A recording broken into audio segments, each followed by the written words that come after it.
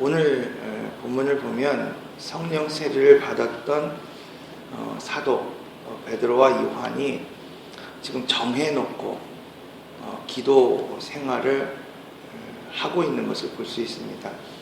그들이 성전에 올라가다 미문에 앉아 구걸하는 이 앉은뱅이를 주목하게 됩니다.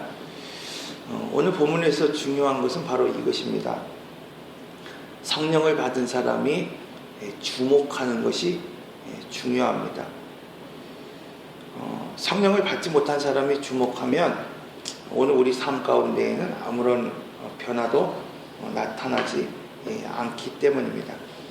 왜냐하면 아무리 줄을 쫓는 것 같지만 그는 구름을 쫓는 것이고 불기둥을 쫓는 사람들이기에 전혀 어떠한 삶의 변화도 또 능력도 그에게서 결코 나타나지 않습니다. 오늘 본문에 보면 40년 동안이나 예배를 드린 사람들의 종교적 심리만을 기대하며 살아갔던 앉은뱅이에 대한 이야기를 하고 있습니다. 그것을 지나는 수많은 사람들이 이 앉은뱅이를 보았지만 그 누구도 그를 변화시킨 사람이 없었습니다. 오늘 본문은 이 사도, 즉 성령에 사로잡힌 이 사람들이 바로 앉은뱅이를 주목하였다라고 말씀하고 있습니다. 오늘 본문에 보면 그가 나면서 앉은뱅이였다라고 말하고 있습니다. 그러나 오늘 그가 나면서 앉은뱅이가 되었든지 어떠한 사고로 인하여서 앉은뱅이였든지 그것이 지금 중요한 것이 아니라 바라보는 이가 누군가가 중요하다고 말씀하고 있습니다. 여러분, 롯은 소돔과 고모라를 바라보면서 그것이 마치 풍요로운 땅이라고 바라보았습니다. 그러나 그 땅 곧 얼마 되지 않아서 심판과 저주가 임하는 땅이었다라고 성경은 말하고 있습니다. 출애굽기에 12명의 정탐꾼이 하나님이 주신 땅을 정탐하였습니다. 바라보았습니다. 그러나 중요한 것은 이 10명의 정탐꾼은 하나님의 약속과 하나님의 말씀을 의지하지 않고 그 땅을 바라보게 되었다고 말씀하고 있습니다. 그때 많은 사람들이 그 땅을 정복할 수 없다라고 결론 내리게 되고 원망하고 불평하는 것을 보게 됩니다. 성경에 보면 사사기 시대 때 나오미는 베들레헴, 즉 원어로는 떡집이라고 하는 뜻을 갖고 있는 이 베들레헴을 어느 때 떠났냐면 기근이 올 때 떠났다고 성경은 말씀하고 있습니다. 그러나 반면에 그의 며느리였던 룻은 바로 이 베들레헴, 가장 어렵고 힘든 그때에 어머니를 쫓아 이 떡집, 말씀이 있는 그곳으로 돌아가고자 간청했다라고 말씀하고 있습니다. 이처럼 성경 곳곳에서 오늘 우리에게 하시는 말씀은 뭐냐면 환경이 중요한 것이 아니라 누가 바라보느냐가 중요하다는 거예요. 어떤 환경 때문이 아니라 오늘 그 환경을 바라보는 사람이 누구냐가 중요하다고 오늘 본문은 우리에게 계속해서 말씀하고 있습니다. 사도는 그의 필요한 것을 알지 못했습니다.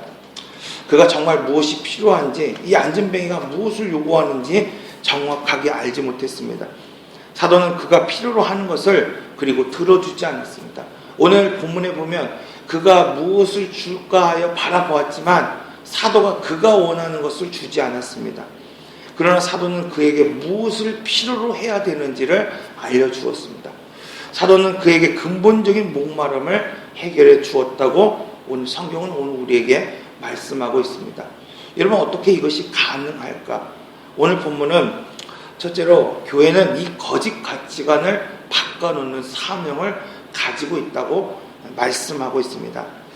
성경에 보면 아모스 8장 11절에 보면 주 여호와의 말씀이니라. 보라, 날이 이를지라 내가 기근을 땅에 보내리니 양식이 없어 주림이 아니며 물이 없어 가람이 아니요 여호와의 말씀을 듣지 못한 기갈이라. 여러분, 이 아모스 시대는 여로보암 2세의 시대입니다. 즉 여로보암 2세의 시대는 물론 남북으로 그 나라가 갈려져 있었지만 이스라엘 역사상 가장 풍요로웠던 시대이고 남북 그 통틀어서 영토가 가장 컸던 넓었던 그런 때였습니다. 가장 제사를 많이 드렸던 시대였습니다. 그럼에도 불구하고 오늘 본문은 하나님이, 여호와 하나님이 내가 그 땅에 기근을 땅에 보낸다고 말씀하고 있어요. 그런데 이 기근이 이상한 기근입니다. 양식이 없어서 줄이게 하는 기근이 아니라, 물이 없어서 목이 마르는 그러한 기근이 아니라 여호와의 말씀을 듣지 못하는 기근이라는 거예요. 여전히 물은 있고 양식은 있고 오늘 우리의 삶은 풍요로운데, 그러나 하나님이 내리신 기근이, 그럼에도 불구하고 오늘 우리가 하나님의 말씀을 듣지 못하는 기근이라고 말씀하고 있습니다. 그러면 여러분, 교회의 사명이 어디에 있는지 우리는 분명히 알아야 합니다. 교회의 사명은 이런 거짓된 가치관을 바꿔놓는 사명이 오늘 우리에게 있습니다. 오늘 본문에 보면 성전에 와 있으나 육체를 의지하는 사람들이 있습니다. 성전에 나와 있지만 예배자가 아니라 구걸하는 자의 삶을 살아가고 있는 자가 있다고 말씀하고 있습니다. 교회는 이들의 사명을, 이들의 가치관을 바꿔놓아야 합니다. 교회가 가진 것을 가지고 거짓 가치관을 바꿔놓아야 한다고 오늘 본문은 우리에게 말씀하고 있습니다. 이것이 교회의 사명이고 주님의 제자인 오늘 우리의 사명입니다. 그런 의미에서 오늘 본문 5절에서 7절의 말씀을 보면 교회에 없는 것이 아니라 진정 가진 것으로 섬기라고 말씀하고 있어요. 여러분, 오늘 우리가 가지지 않은 걸 가지고 무엇인가를 섬기려고 할 때 항상 문제가 되는 것을 볼 수 있습니다. 교회를 위하여 오늘 우리가 무엇인가 헌신하고 봉사할 때도 내가 가진 것을 가지고 봉사하면 문제가 되지 않습니다. 그러나 여러분, 오늘 내가 가지지 않은 것을 가지고 무엇인가를 하려고 할 때는 반드시 문제가 되는 것을 볼 수 있어요. 근데 오늘 본문 6절에 보면 이렇게 말하고 있습니다. 베드로가 이르되 내게 은과 금은 내게 없거니와 내게 있는 것 이것을 내게 주노니 나사렛 예수 그리스도의 이름으로 일어나 걸으라. 여러분, 교회가 가진 것이 무엇입니까? 교회가 가진 것은 이전에 말씀드린 것처럼 예수 그리스도, 바로 그 이름입니다. 그 권능이고 힘이고 권세입니다. 사도는 은과 금을 원하는 그에게 그가 무엇을 원해야 하는지를 분명하게 말씀하고 있습니다. 요한복음 14장 13절에서 14절의 말씀을 보면 너희가 내 이름으로 무엇을 구하든지 내가 행하리니 이는 아버지로 하여금 아들로 말미암아 영광을 받게 하려 함이니라. 내 이름으로 무엇이든지 내게 구하면 내가 행하리라. 요한복음 15장 16절의 말씀을 보면 내 이름으로 아버지께 무엇을 구하든지 다 받게 하려 함이라. 요한복음 16장 23절에서 24절의 말씀, 무엇이든 너희가 무엇인지 아버지께 구하는 것을 내 이름으로 주시리라. 지금까지는 너희가 내 이름으로 아무것도 구하지 아니하였으나 구하라, 그리하면 받으리니 너희의 기쁨이 충만하리라. 예수의 이름에 권능이 있습니다. 예수의 이름 그 자체가 권세라고 말씀하고 있습니다. 마태복음 17장에 보면 이런 말씀이 있습니다. 그들이 무리에게 이름에 한 사람이 예수께와 꿇어 엎드려 이르되 주여 내 아들을 불쌍히 여기소. 그가 간절히 심히 고생하여 자주 불에 넘어지며 물에도 넘어지는지라. 내가 주의 제자들에게 데리고 왔으나 능히 고치지 못하였더이다. 변호사에서 내려온 예수님께 한 사람이 나와 간청하고 있습니다. 그 이유는 예수님의 제자들에게 병든 아이를 데리고 왔는데 그들이 그 아이를 고치지 못하였다라고 말하고 있습니다. 여러분, 왜 이들이 이 아들을 고치지 못했습니까? 그들이 3년 동안 예수님을 쫓았지만 그들에게 없는 것이 있었습니다. 그것은 바로 예수의 이름이 그들에게 없었기 때문입니다.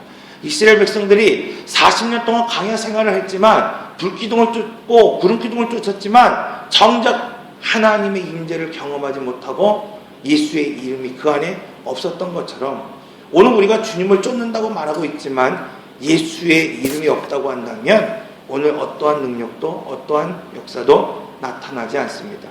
예수의 이름을 부른다고 성령의 역사가 나타나는 것은 아닙니다. 내 안에 주님을 사랑하고 주님을 아는 믿음으로 오늘 우리가 새로워질 때, 하나님과의 어떤 친밀한 교제가 있을 때에 오늘 우리는 그 이름 예수, 오늘 우리를 구원하신 예수 그리스도의 이름을 통하여서 오늘 우리 병진자들의 사고를 또 그들이 가지고 있는 가치관을 바꿔놓을 수 있습니다.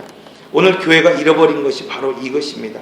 주님을 쫓는 것 같지만 변화산 밑에 있던 이 제자와 같이 아무런 능력이 없는 교회로 오늘 교회가 전락해 버렸습니다.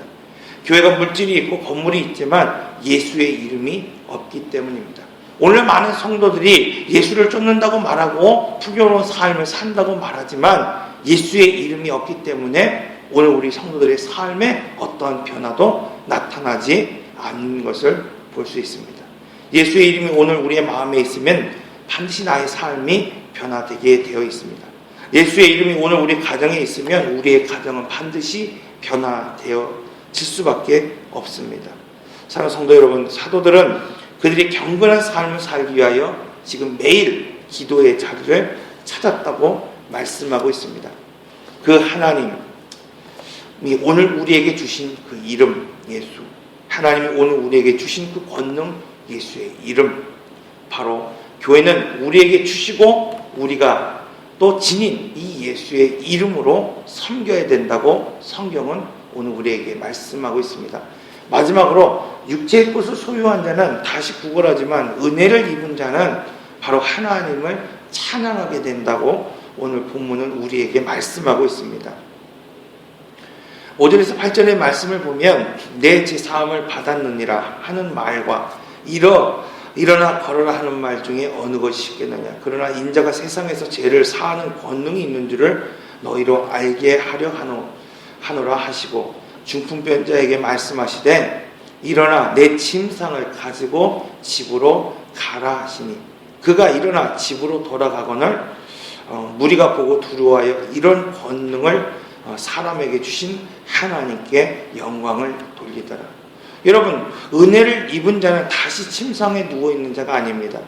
병든 침상을 가지고 집으로 가는 자이고 은혜를 입은 자는 다시 구걸하며 성전에 나오지 않습니다. 하나님의 은혜를 찬양하며 성전으로 들어가며 예배하는 자라고 말씀하고 있습니다. 오늘 우리가 우리에게 있는 것, 오늘 우리에게 주신 예수의 이름을 가지고 그것을 이 병든 세계관을 고치고 가치관을 고치고 오늘 그들의 생각을 고칠 수 있다고 한다면 오늘 8절의 말씀처럼 그들이 뛰어서서 걸으며 그들과 함께 성전으로 들어가서 걷기도 하고 뛰기도 하며 하나님을 찬송한다고 말씀하고 있습니다. 사랑하는 성도 여러분, 오늘 본문은 우리에게 말씀하고 있습니다. 오늘 이 거짓된 가치관으로 살아가는 오늘 우리 이웃, 가족, 자녀들에게 바로 다른 것이 아니라 오늘 우리에게 주신 예수의 이름, 그 권능, 그것을 가지고 오늘 우리가 기도하며 나아갈 때에 오늘 이 거짓 가치관을 갖고 있는 사람들이 뛰어서서 걸으며 그들과 함께 오늘 우리와 함께 성전으로 들어가 하나님을 찬송하게 된다고 말씀하고 있습니다. 오늘 이 새벽을 우리도 사도 요한과 같이 또 베드로와 같이 기도하며 정기적으로 하나님 앞에 나오고 있습니다. 그러나 더 중요한 것은 바로 오늘 우리가 성령을 받은 자로 이 예수의 이름, 나를 살리신 그 복음, 그것을 가지고 믿고 기도하는 것일 것입니다. 이 아침에 오늘 우리 함께 기도할 때에 오늘 우리에게 주신 그 이름을 가지고 내 자녀를 위하여, 내 가족을 위하여, 내 교회와 이웃을 위하여 기도하는 성도들이 되시기를 바랍니다. 기도하겠습니다. 인내하신 구세주여 내 말 들으사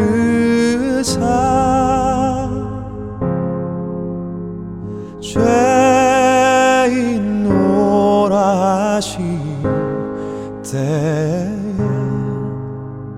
날 부르소서.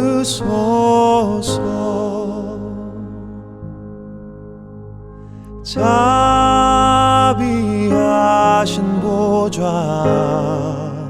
앞에 꿇어 엎드려 자복하 하고 회개하니 믿음 주소서.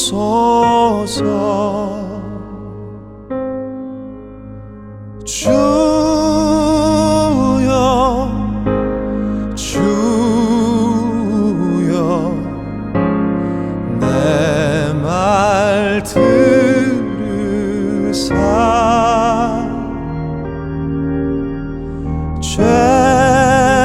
죄인노라 하실 때에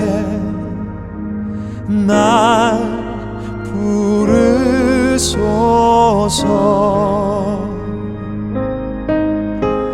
주여